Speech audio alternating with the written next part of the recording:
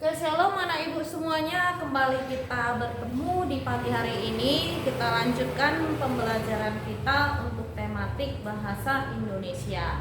Kemarin kita sudah belajar tentang dongeng, ya. Nah, apa itu dongeng? Dongeng itu adalah cerita yang tidak nyata ataupun fiksi. Namun di dalam sebuah cerita dongeng itu terdapat pesan, ya, ataupun terdapat pelajaran yang dapat kita ambil, ya. Nah, kita lanjutkan, apa itu ciri-ciri daripada dongeng? Ciri daripada dongeng itu, ya, yang pertama, dongeng tersebut diceritakan dengan alur yang sederhana. Kemudian karakter tokohnya itu tidak diceritakan secara rinci, ya. Yang ketiga, pendahuluannya singkat, lebih menekankan pada peristiwa ataupun inti. Kemudian yang keempat itu ceritanya singkat, ya. Yang kelima, peristiwa dalam cerita merupakan khayalan atau fiktif. Jadi cerita dalam dongeng itu merupakan khayalan, ya nak ya, ataupun fiktif, cerita yang tidak benar-benar terjadi. Nah, unsur apa aja yang terdapat pada sebuah cerita dongeng? Yang pertama nanti ada tema. Jadi tema ini adalah yang mendasari daripada dongeng tersebut, ya. Jadi tema itu adalah ide utama, ya, ide utama yang mendasari sebuah cerita dongeng. Contohnya apa? Temanya tentang persahabatan, kemudian keluarga dan lain-lain. Latar itu adalah tempat di mana cerita dongeng itu terjadi, ya.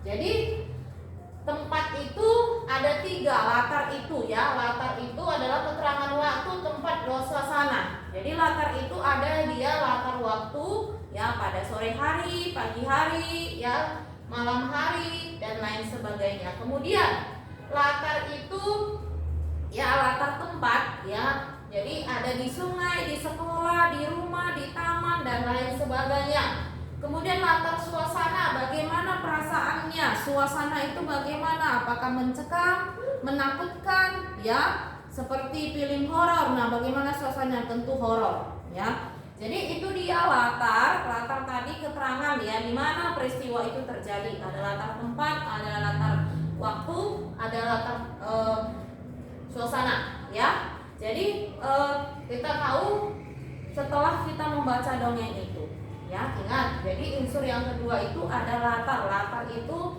ya keterangan waktu, tempat, ya, di mana peristiwa dongeng itu terjadi. Kemudian yang ketiga itu adalah alur. Alur itu merupakan peristiwa dalam sebuah cerita dongeng atau jalannya cerita dongeng. Bisa saja dongeng itu diceritakan terlebih dahulu, ya, yang telah terjadi, kemudian nanti mundur lagi, ya, 3 tahun yang lalu. Nah, begitu dia. Nah, itu dia alur, ya, urutan peristiwa, ya. Kemudian tokoh itu adalah, ya, pelaku, orang-orang yang ada di dalam dongeng tersebut, ya. Jadi orang-orang itu maksudnya pelakunya, ya, pemerannya. Kalau kamu mungkin sering menonton sinetron, itu kan ada dibuat di akhir cerita itu, cerita ini adalah fiktif belaka. Nah, itu merupakan, ya, sebuah cerita yang tidak benar-benar terjadi, ya. Tapi itu bukan merupakan dongeng, itu sinetron, ya nak, ya. Nah, jadi kalau tokoh itu berarti pelaku yang ada di dalamnya, ya. Pemerannya siapa, aktornya siapa, itulah pelaku. Kalau dia penokohan, ya, jadi penokohan itu karakter ataupun watak. Kalau tadi tokoh itu adalah pelaku, penokohan itu bagaimana wataknya?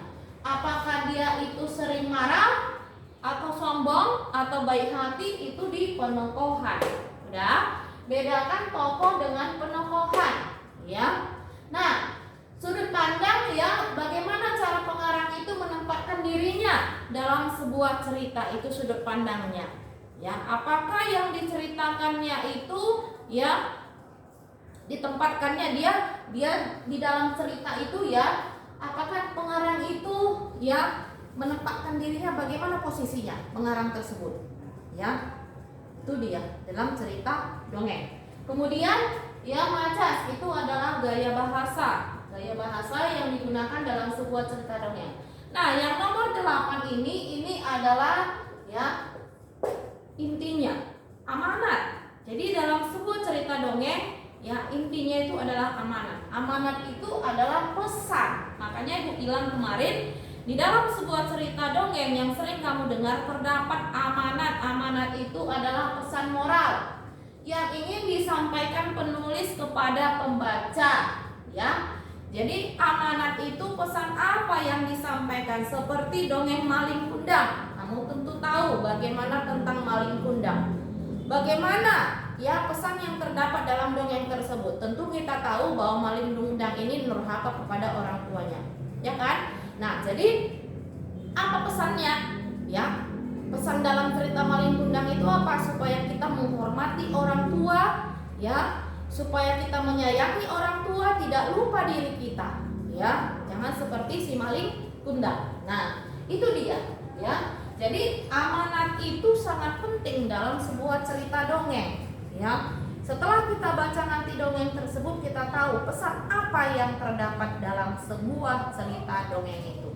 Nah, kemarin Ibu kasih tugas pada kamu untuk menceritakan ya dongeng yang ada di bukumu, ya. Hanya beberapa orang yang masih mengirimkan tugasnya. Dari beberapa orang itu masih 1 orang, ya, yang bisa menceritakannya. Jadi kalau disuruh menceritakan dongeng, setelah kamu baca apa yang menjadi intinya, ceritakan dengan bahasamu sendiri, nah, ya, ceritakan dengan bahasamu sendiri. Nah, itulah penjelasan Ibu tentang dongeng, ya. Ibu harap kamu dapat memahaminya. Nanti tugasnya akan Ibu kirim, ya, melalui WA. Selamat pagi dan tetap semangat.